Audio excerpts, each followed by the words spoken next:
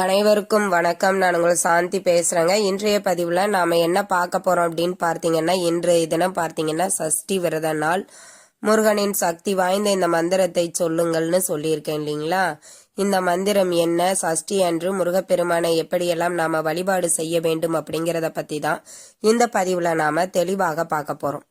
பொதுவாகவே பார்த்தீங்கன்னா கார்த்திகை மாதம் முழுவதுமே நாம முருகப்பெருமானை வழிபாடு செய்ய உகந்த ஒரு மாதமாகும். அப்படி கார்த்திகை மாதத்துல வரக்கூடிய கிருத்திகை நட்சத்திரமும் சரி, இந்த சஷ்டியும் ரொம்பவுமே விசேஷம். கிருத்திகை நட்சத்திரத்தன்று முருகப்பெருமானை விசேஷமாக எப்படி நாம வழிபாடுகள் செய்வோமோ, அதே மாதிரி கார்த்திகை மாதத்துல வரக்கூடிய இந்த சஷ்டியையும் நாம சிறப்பான வழிபாடுகள் முருகப்பெருமானுக்கு செய்யணும். பொதுவாக பார்த்தீங்கன்னா சஷ்டியில விரதம் இருந்தா அகப்பையில குழந்தை பிறக்கும் அப்படின்னு சொல்லுவாங்க. நாம சஷ்டியில விரதம் இருந்த அகப்பை அப்படின்னா கர்ப்பப்பை. அப்ப பையில கண்டிப்பா கர்ப்பையில புள்ளை இருக்கும் அப்படின்றதா இதனுடைய அர்த்தம்.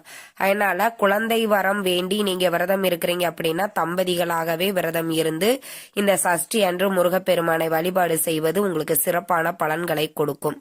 அதே மாதிரி நாம எப்பேற்பட்ட விரதங்கள் இருந்து நாம முருகப்பெருமானை வழிபாடு செய்தாலும் அதிசக்தி வாய்ந்த இந்த மந்திரத்தை சொல்லி நாம முருகப்பெருமானை வழிபாடு செய்யும் பொழுது முருகப்பெருமான் நம்முடைய விருப்பங்கள் அனைத்தையுமே நிறைவேற்றி வைப்பார்.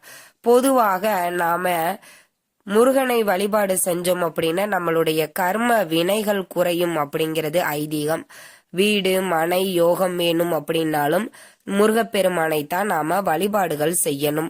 குழந்தை வரம் வேணும், திருமணம் நடக்கணும், நல்ல வேலை கிடைக்கணும் அப்படின்னாலும் முருகப்பெருமானை தான் நாம வழிபாடு செய்யணும்.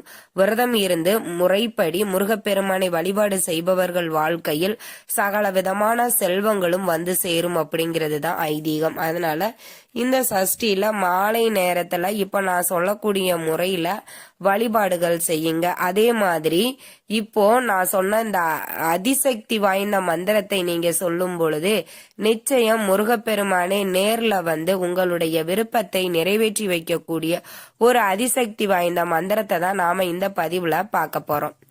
சரி, வாங்க எப்படி முதல்ல வழிபாடு செய்யலாம் அப்படிங்கிறத பாத்திரலாம்.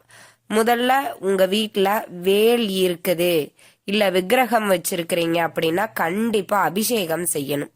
செஞ்சு முடிச்சிட்டு ஒரு பூஜைக்கு உண்டான தட்டு எடுத்துக்கோங்க. அதுல வந்து நல்ல சுத்தமான திருநீர் நல்லா சேர்த்து அந்த தட்டுல வந்து பரப்பிட்டுக்கோங்க. பரப்பி வச்சுட்டு உங்களுடைய ஆள்காட்டி விரலால ஓம் அப்படின்னு எழுதிக்கோங்க. எழுதிட்டு அதற்கு சென்டர்ல வேலு இல்லைன்னா வேலோடு சேர்த்து விக்கிரகம் வச்சிருக்கிறீங்க அப்படின்னாலும் அதை வச்சுக்கோங்க. வச்சுட்டு செவ்வரளி பூக்கள் உதிரியா வாங்கிக்கோங்க.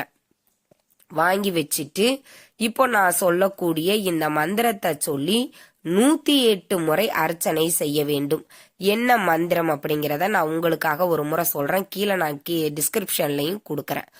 ஓம் ஐம் ரீம் வேல் காக்க, ஓம் ஐம் ரீம் வேல் காக்க, ஓம் ஐம் ரீம் வேல் காக்க அப்படிங்கிற மந்திரத்தை 108 முறை சொல்லி இந்த செவ்வரளி பூக்களால அர்ச்சனை செய்து விட்டு அதற்கு அப்புறமாக பார்த்தீங்கன்னா ஷட்கோண தீபம் ஏத்தணும்.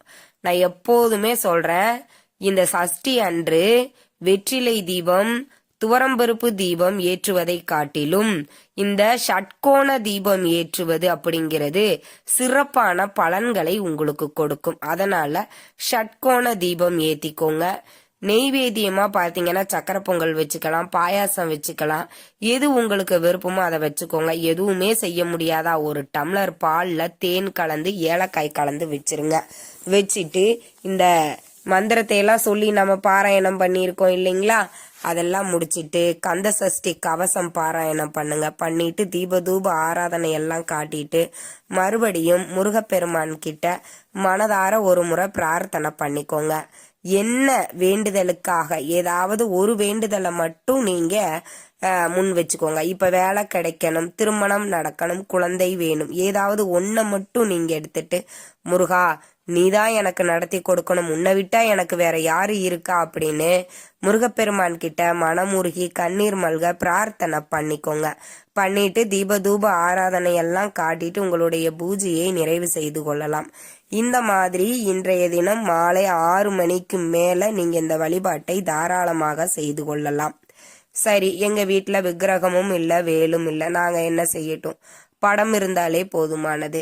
செவ்வரளி பூக்களால படத்திற்கே நீங்க அர்ச்சனை செய்யுங்கள். அதே மாதிரியே ஷட்கோண தீபம், நெய்வேத்தியம் எல்லாம் வச்சுட்டு வழிபாடு செய்யுங்கள். நிச்சயம் முருகப்பெருமான் உங்களுடைய விருப்பங்கள் அனைத்தையும் நிறைவேற்றி வைப்பார். இன்றைய காலகட்டத்துல கலியுக கடவுளாக விளங்கக்கூடியவர் முருகப்பெருமான். அதிலேயும் கார்த்திகை மாதத்துல வரக்கூடிய இந்த சஷ்டிய யாருமே தவற விடாதீங்க. ரொம்ப ரொம்ப அதிசக்தி வாய்ந்ததே. இந்த மந்திரம் பார்த்தீங்கன்னா நம்மளுடைய தலையெழுத்தவே மாற்றும். பொதுவாக உங்க வீட்டுல வேல் பூஜை செஞ்சு பாருங்களேன். எந்த ஒரு கெட்ட சக்திகளும் உங்க வீட்டை அண்டாது. எந்த எதிரிகளும் உங்களை நெருங்க பயப்படுவார்கள். அதே மாதிரி பார்த்தீங்கன்னா கந்த சஷ்டி பாராயணம் பண்ணக்கூடிய வீட்டுல எந்த ஒரு பில்லி சூனியம் ஏவல் இது மாதிரியான விஷயங்களும் இருக்காது அப்படின்னு சொல்லப்பட்டிருக்கு. கண்டிப்பா இந்த சஷ்டி அன்று முருகப்பெருமானை கட்டாயம் வழிபாடு செய்யுங்கள். தொழில் நடக்கக்கூடிய இடத்துல, தொழில்ல வியாபாரத்துல உங்களுக்கு லாபம் கிடைக்கணும் அப்படின்னா கண்டிப்பா அங்க ஒரு வேல் வாங்கி வச்சு நீங்க வழிபாடு செஞ்சுட்டு வாங்க. நிச்சயம் உங்களுக்கு கண்ணுக்கு தெரியாமலாக இருக்கக்கூடிய எதிரிகளை கூட நீங்க அவங்க ஓட ஓட விரட்டி அடிச்சிருவார். முருகப்பெருமான் தன்னுடைய எதிரிகளை கூட தன் பக்கத்திலேயே வச்சு கொள்பவர் தான். ஆக நம்மளுக்கு தெரிஞ்சோ தெரியாமலையோ நம்மளுக்கு வெளியில நல்ல மாதிரி பேசுவாங்க. ஆனா உள்ளுக்குள்ளார பாத்தீங்கன்னா இவன் எப்படித்தான் இப்படி வேலைக்கு போய் இவ்வளோ காசு வச்சிருக்கான், இவ்வளோ சம்பாதிக்கான், இப்படி இருக்கிறான் அப்படின்னு உள்ளுக்குள்ளார பொறுமிக்கிட்டு தான் இருப்பாங்க. ஆனா அது நம்மளுக்கு தெரியாம இருக்கும். அப்ப அந்த நேரத்துல நம்ம இந்த வேல் பூஜை செய்து நாம வழிபாடு செய்யும் பொழுது கண்ணுக்கு தெரியாமல் இருக்கக்கூடிய எதிரிகள் அனைத்தையுமே ஓட ஓட விரட்டி அடித்து விடுவார். நம்முடைய தலையெழுத்தவே மாற்றி அமைக்கக்கூடிய சக்தி முருகப்பெருமானுக்கு இருக்கு. முருகனை வழிபாடு செய்ய செய்ய நம்ம தலையெழுத்தே மாறும், நம்ம வாழ்க்கையும் நல்ல விதமாக மாறும். அந்த அளவுக்கு ரொம்ப சக்தி வாய்ந்தது முருகன் வழிபாடு. இன்றைய தினம் வியாழக்கிழமையோடு நம்மளுக்கு இந்த தேய்பிறை சஷ்டி வருகிறது. அற்புதமான நாள்ல இப்ப நான் சொன்ன மாதிரியே நீங்க முருகப்பெருமான வழிபாடு செய்யுங்க. வேலு விக்கிரகம் இருக்குதுன்னா நான் சொன்ன முறையில செய்யுங்க. படம் இருந்தாலும் எப்படி செய்யணும்னு சொல்லியிருக்கேன். அப்படியும் நீங்க தாராளமாக முருகப்பெருமானை வழிபாடு செய்யுங்கள். முருகப்பெருமானினுடைய அருளை பரிபூரணமாக பெறுங்கள். ஏன்னா நம்ம முருகப்பெருமான் என்ன கேட்டாலும் கொடுக்கக்கூடியவர். அதனால கண்டிப்பா நம்பிக்கையோட அவனை வழிபாடு செஞ்சு சரணாகதி அடையுங்கள். நிச்சயம் முருகப்பெருமான் உங்க வாழ்க்கையில இருக்கக்கூடிய அனைத்து விதமான தடைகளையும் நீக்கி ஒரு செல்வ செழிப்பான ஒரு வாழ்க்கை உங்களுக்கு அமைத்து கொடுப்பார். இந்த தகவல் உங்களுக்கு ரொம்பவுமே பயனுள்ளதாக இருந்திருக்கும்னு நினைக்கிறேன். வீடியோ பிடிச்சிருந்தா லைக் பண்ணுங்க, ஷேர் பண்ணுங்க, கமெண்ட் பண்ணுங்க.